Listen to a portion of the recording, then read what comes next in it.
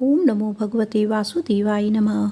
नमस्कार दोस्तों, आज की कथा में मैं आपको तुलसी माता व्रत की संपूर्ण कथा सुनाऊंगी। अगर आपको कथा अच्छी लगे तो वीडियो को लाइक, सब्सक्राइब और शेयर जरूर कीजिएगा। एक बार प्रेम से बोलिए श्री हरि विष्णु भगवान की जय, तुलसी माता की जय। एकादशी व्रत के पारण के दिन तुलसी माता की कथा सुनने से ही एकादशी व्रत पूर्ण माना जाता है और सभी मनोकामनाओं की पूर्ति होती है। सावर्णी मुनि की पुत्री तुलसी अपूर्व सुंदरी थी। उनकी इच्छा थी कि उनका विवाह भगवान नारायण के साथ हो। इसके लिए उन्होंने नारायण पर्वत की घाटी में स्थित बद्री वन में घोर तपस्या की। दीर्घकाल तक तपस्या करने के उपरांत ब्रह्मा जी ने प्रसन्न होकर दर्शन दिया और वर मांगने को कहा। तुलसी जी ने कहा, हे सृष्टिकर्ता ब्रह्मदेव, आप अंतर्यामी हैं, सबके मन की बात जानते हैं। फिर भी मैं अपनी इच्छा आपसे बताती हूँ। मैं चाहती हूँ कि भगवान श्री नारायण मुझे पति के रूप में मिले। ब्रह्मा जी ने कहा, तुम्हारा अभिष्ट तुम्हें अवश्य मिलेगा। अपने पूर्व जन्म में किसी अपराध के कारण तुम्हें श्राप मिला है।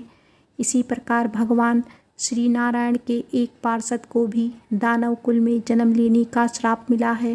दानव कुल में जन्म लेने के बाद भी उसमें नारायण का अंश विद्यमान रहेगा। इसीलिए इस जन्म में पूर्व जन्म के पाप के शमन के लिए संपूर्ण नारायण तो नहीं मिलेंगे, लेकिन नारायण के अंश से युक्त दानव कुल जन्म उस श्रापग्रस्त पार्षद से तुम्हारा विवाह होगा। शाप मुक्त होने पर भगवान श्री नारायण सदा सर्वदा के लिए तुम्हारे पति हो जाएंगे। तुलसी ने ब्रह्मा के इस वर को स्वीकार किया, क्योंकि मानव कुल में जन्म होने के कारण उस मायावी भोग को तो भोगना ही था। तुलसी बद्री वन में रहने लगी। नारायण का वह पार्षद दानव कुल में जलंधर के नाम से पैदा हुआ था। कुछ दिनों बाद वह भ्रमण करता हुआ बद्री वन में आया। यहाँ तुलसी को देखते ही वह उस पर मंत्रमुग्ध हो गया। तुलसी के सामने उसने अपने विवाह का प्रस्ताव रखा। इतने में ही महाब्रह्मा जी आ गए और तुलसी से कहा, तुलसी, जलंधर को देखो, कैसे देवों उसका स्वरूप है। दानव कुल में जन्म लेने के बाद भी लगता है जैसे इसके शरीर में नारायण का वास हो। तुम प्रस्ताव को सहर्ष स्वीकार कर लो। तुलसी को भी लगा कि उसकी तपस्या पूर्ण हुई, उसे इच्छित फल मिला है। जलंधर के साथ उसका गंधर्व विवाह हो गया और वह जलंधर के साथ उसके महल में पत्नी बनकर आ गई। जलंधर ने अपनी परम सुंदरी सती साध्वी पत्नी तुलसी के साथ बहुत दिनों तक राज्य किया। उसने अपने राज्य का इतना विस्तार किया कि देवलोक तक उसके अधिकार में आ गए। स्वर्ग का सुख भोगने वाले देवताओं की दशा भिखारियों जैसी हो गई। जलंधर किसी को कष्ट नहीं देता था, पर अधिकार और राज्य छिन जाने से सारे देवता मिलकर ब्रह्मा, विष्णु और शिव जी की सभा में गए तथा अपनी विपत्ति सुनाई। ब्रह्मा जी ने कहा, तुलसी परम साध्वी है, उसका विवाह जलंधर से मैंने ही करवाया है। जलंधर को तब तक नहीं हराया जा सकता या मारा जा सकता जब तक तुलसी को ना छला जाए। भगवान श्री हरि विष्णु ने कहा, जलंधर पूर्व जन्म में मेरा पार्षद था। श्राप के कारण उसे दैत्य कुल में जन्म लेना पड़ा। इस जन्म में भी मेरा अंश उसमें व्याप्त है। साथ ही तुलसी के पतिव्रत धर्म से वह अजेय है। फिर देवताओं की सहमति से भगवान शिव ने जलंधर के पास संदेश भेजा कि या तो वह देवताओं को राज्य लौटा दे या फिर उनसे युद्ध करे। जलंधर भगवान शंकर के पास पहुंचा। उसने कहा, देवाधिदेव, आपके लिए देवताओं का पक्ष लेना उचित नहीं है। राज्य बढ़ाना हर राजा का कर्तव्य है। मैं किसी को दुखी नहीं कर रहा हूँ। देवताओं से कहिए कि वे मेरी प्रजा बनकर रहे। मैंने आपका कोई भी अपमान नहीं किया है। हमारा आपका युद्ध शोभा नहीं देता है। अगर आप हार गए तो बड़ी लज्जा की बात होगी। मैं हार गया तो आपकी कीर्ति बहुत अधिक नहीं बढ़ेगी। भगवान शंकर फिर हंसने लगे। वे तो सब रहस्य समझते थे। तुलसी और जलंधर के पूर्व जन्म के श्राप की अवधि लगभग पूरी हो चुकी थी। फिर शंकर जी बोले, इसमें कीर्ति और लज्जा की बात नहीं है। तुम देवों को राज्य लौटाकर उन्हें उनके पद पर प्रतिष्ठित होने दो। युद्ध से बचने का यही एक उपाय है।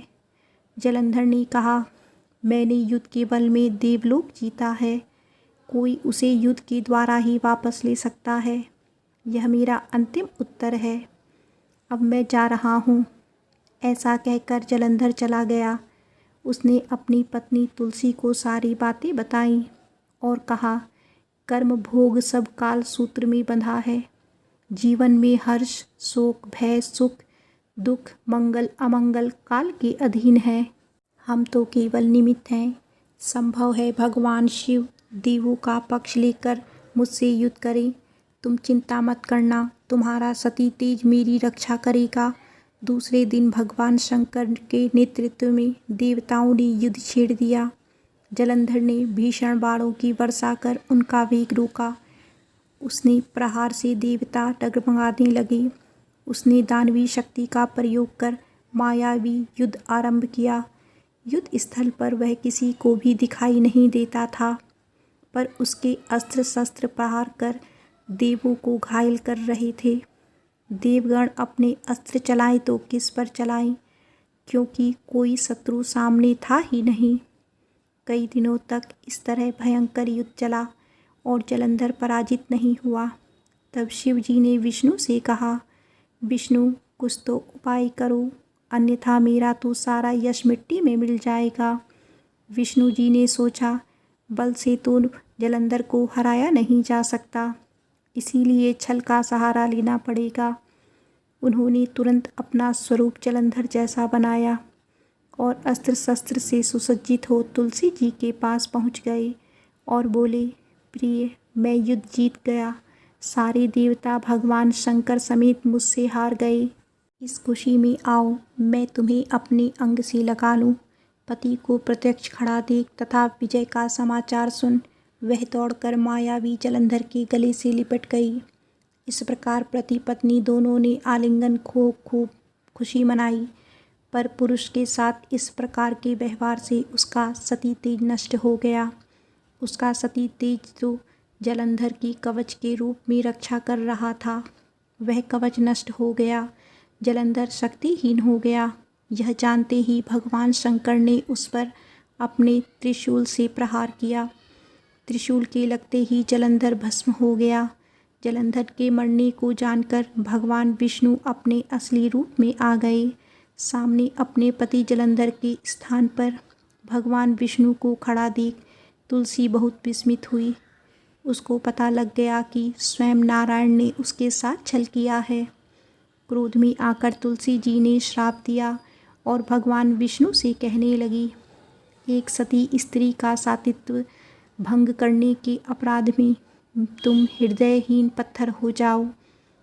विष्णु जी ने तुलसी के श्राप को शिरोधार्य कर कहा, हे देवी, तुम्हारे तथा जलंधर के कल्याण के लिए मुझे ऐसा करना पड़ा। तुम दोनों को श्राप मुक्त करना था। तुम भी अब अपना शरीर त्याग कर तुलसी विरवा के रूप में जन्म लोगी और मेरी पूजा तुलसी दल से होगी। मैं शालीग्राम पत्थर बन जाऊंगा। मेरे शीश पर तुम आदर से विराजमान होगी। तुम्हारे पति की हड्डियों के चूर्ण से शंख की उत्पत्ति होगी। उस शंख ध्वनि से देवताओं तथा मेरी पूजा आराधना होगी। जहाँ शंख ध्वनि होगी वहाँ मंगल में मैं विराजमान रहूँगा। तुमने पूर्व जन्म में बद्री वन में मुझे पाने के लिए बड़ी तपस्या की थी। अब अगले जन्म में मैं नारायण के रूप में बद्रीनाथ वन में स्थापित होऊंगा और मेरी पूजा अर्चना फल फूल से ना होकर तुम्हारी तुलसी दल से होगी। मेरे शीश पर विराजमान होकर तुम मुझसे भी ऊंचा पद प्राप्त करोगी।